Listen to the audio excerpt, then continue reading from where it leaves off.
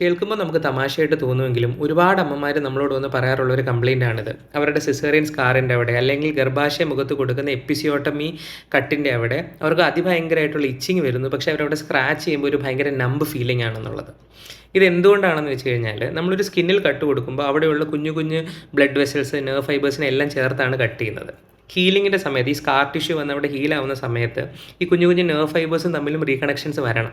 പക്ഷേ ചിലപ്പോൾ ഹീലിങ്ങിൻ്റെ സമയത്ത് അവർ തമ്മിൽ അബ്നോർമൽ കണക്ഷൻസ് വരാം, ഇറഗുലർ നെറ്റ്വർക്ക്സ് വരാം, ചിലപ്പോൾ ഹീലിംഗ് ഭയങ്കര സ്ലോ ആയിട്ടായിരിക്കാം. മാത്രമല്ല നമ്മുടെ ബോഡിയിൽ പലതരം നെർവ് ഫൈബേഴ്സ് ഉണ്ട്.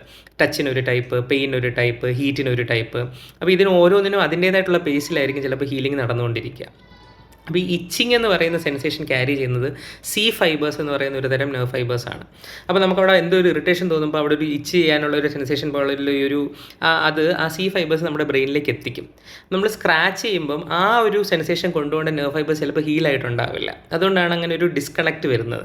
അത് ഭയങ്കര കേൾക്കുമ്പോൾ കോൺട്രഡിക്ടറി ആയിട്ട് തോന്നുമെങ്കിലും ഫിസിയോളജിക്കലി അതാണ് സംഭവിക്കുന്നത്. അപ്പോൾ മദേഴ്സ് എന്ത് ചെയ്യും? ഇതിനോട് അഡാപ്റ്റ് ചെയ്യാൻ ഓരോ ടെക്നീക്സ് കണ്ടുപിടിക്കും.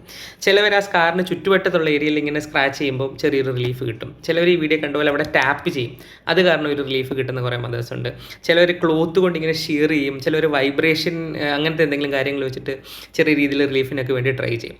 ഇത് കുറേ മദേഴ്സിൽ ഒരു 5-6 മന്ത്സ് കൊണ്ട് പതുക്കെ നെർവ് ഹീലിംഗ് ഒക്കെ നടന്നു വരുമ്പോൾ അതിൽ ചെറിയൊരു വ്യത്യാസം വരാം. ചില ആൾക്കാരിൽ ഇത് ക്രോണിക്കായിട്ട് നിൽക്കാറുണ്ട്. ദീസ് ആർ ഓൾ ചെറിയ ചെറിയ side effects of surgery which are not usually discussed. പക്ഷേ മദേഴ്സ് ഇതിൽ കൂടെ ഒക്കെയാണ് കടന്നു വരുന്നതെന്ന് എവരിബഡി ഷുഡ് നോ.